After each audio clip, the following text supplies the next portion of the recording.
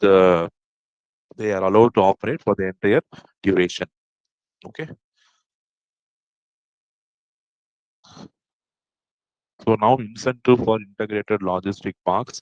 So I again say whenever you are going to establish the park in B and C category district, you will have special incentive for large warehousing and logistics. So subject to your meeting them criteria. I told you B and C districts are a shortage of industries, and in order to promote an inclusive growth, we have to establish the parks in the lower, the next level of districts also.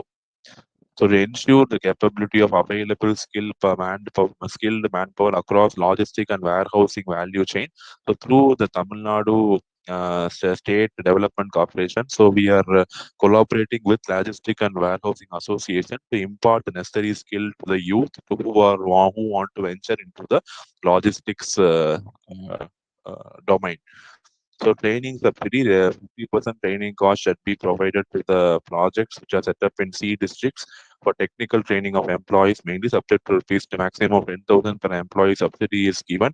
If the employee is in the company is providing the training for the employees in the C districts. C means the last category of districts where there is no significant industrial development. So the training cost can be claimed by the project within 1 year before the commencement of operation. So the training cost can be reimbursed from the government before 1 year. And the training can be arranged only from any government approved institution and only applicable for Tamil Nadu residents, not for people residing outside Tamil Nadu. Okay.